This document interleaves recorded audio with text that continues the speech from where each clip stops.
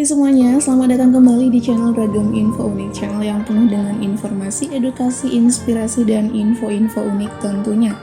Kali ini kita akan membahas beberapa proyek besar yang jadi memprihatinkan. Sebelum ke videonya, jangan lupa di like, di komen, dan di subscribe ya. Keberhasilan proyek disebabkan karena tiap proyek mempunyai faktor-faktor pengaruh yang berbeda-beda. Ada kalanya proyek tidak berjalan lancar sesuai perencanaan awal. Hal ini disebabkan oleh banyak faktor, seperti faktor alam, faktor tenaga kerja, lokasi, material, koordinasi, administrasi, dan lain-lain. Faktor-faktor tersebut dapat menjadi permasalahan atau kendala yang menyebabkan tidak lancarnya pelaksanaan proyek konstruksi. Sesuai dengan yang telah ditetapkan, proyek konstruksi harus memenuhi 3 kriteria, yaitu mutu, biaya, dan waktu atau triple constraint. Oleh karena itu, semua pihak yang terlibat dalam proyek konstruksi seperti owner, konsultan, dan kontraktor harus mengetahui penyebab kendala selama pelaksanaan proyek konstruksi. Tidak ada jaminan bahwa suatu institusi tertentu dapat terbebas dari kegagalan, karena beberapa proyek besar malah berakhir di reruntuhan. Nah, berikut ini beberapa proyek besar non-megah yang gagal di dunia. Yujiapu, China. Mega proyek ini terinspirasi dari kawasan Manhattan di New York. Proyek yang berada di daerah Tianjin-Binhan ini rencananya dibangun berbagai gedung pencakar langit, perkantoran, dan kereta cepat yang menghubungkan Yujiapu dengan Beijing. Awalnya, proyek yang menghabiskan dana sebesar 30 miliar dolar Amerika Serikat ini akan dibangun pada tahun 2009. Namun kenyataannya, pembangunan sendiri baru dimulai tahun 2014. Salah satu pengembang mengatakan bahwa proyek ini sudah gagal bahkan sebelum memulai proses pembangunan. Meski pembangunan sudah dimulai, tak ada tanda-tanda bahwa mega proyek Yujiapu akan berkembang seperti yang sudah direncanakan.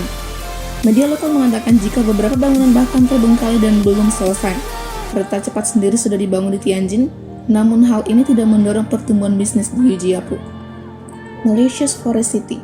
Pengembang asal Cina, Country Garden, awalnya ingin membangun sebuah super blok eksklusif yang diberi nama Forest City. Kawasan ini direncanakan mampu menampung 7.000 orang pada tahun 2040 mendatang. Jumlah ini lebih besar 20.000 jiwa dibanding populasi di Washington DC, dan akan melebihi jumlah penduduk Manhattan. Pembangunan sendiri dimulai pada tahun 2016 dan akan dilengkapi dengan gedung perkantoran, taman, hotel, restoran, kompleks pertokoan, sekolah, dan 250.000 unit apartemen.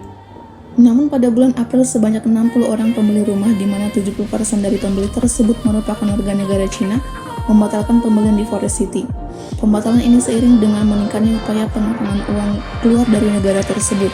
Dengan adanya pembatalan pembelian ini, maka pemasukan untuk pembangunan Forest City sendiri terhambat.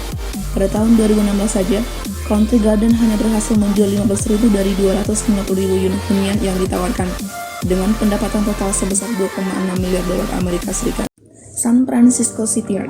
Pengembang Leonard dan Five Point awalnya berencana untuk membangun kembali sebuah wilayah yang dulunya merupakan tempat uji coba nuklir. Kawasan ini berada di sebelah tenggara kota San Francisco dan langsung menghadap ke laut.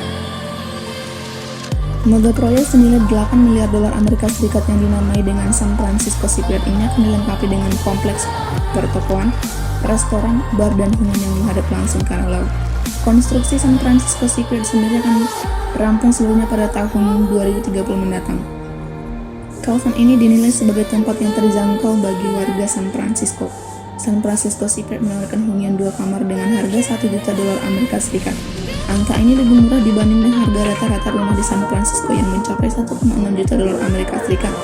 Namun pembangunan ini tinggal angan karena masih ada wilayah yang terkontaminasi racun sisa uji coba di sekeliling area. Sebuah studi yang dilakukan awal tahun ini bahkan mengungkapkan Tetra Tech, perusahaan pemerintah yang bertugas memeriksa dan membersihkan racun di tempat ini, tidak membersihkan sisa limbah nuklir secara menyeluruh. Sebanyak 2.000 warga di sekitar area melayangkan gugatan kepada Tetra Tech dan menuduh perusahaan ini membahayakan masyarakat. Kawasan yang masih terdampak sisa limbah belum dibangun hingga saat ini. Pemerintah kota juga sudah melarang pembangunan di area tersebut hingga seluruh kawasan sudah bersih dari limbah nuklir. Tianjin. Paris akan telah menjadi kawasan percontohan bagi warga dunia. Banyak wilayah yang berlomba-lomba membangun lingkungan yang sama persis dengan ibu kota Prancis ini, termasuk salah satunya adalah Tianjin. Pada tahun 2007, Tianjin mulai membangun replika kota Paris lengkap dengan menara Eiffel, gedung-gedung ala Paris, dan Garden of Versailles. Kota ini dibuka untuk umum pada tahun yang sama. Wilayah ini mampu menampung hingga 10.000 orang.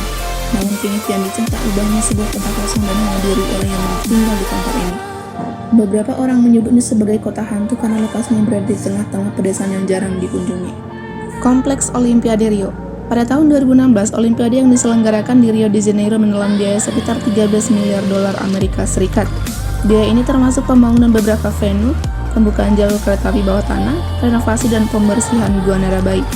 Jalur kereta bawah tanah sendiri menelan biaya hingga 2,9 juta dolar Amerika Serikat. Setelah gelaran olahraga rampung, kawasan ini rencananya akan diubah menjadi Olympic Village. Pembangunan ini menelan biaya tambahan sebesar 700 juta dolar Amerika Serikat yang digunakan untuk membangun kondominium mewah.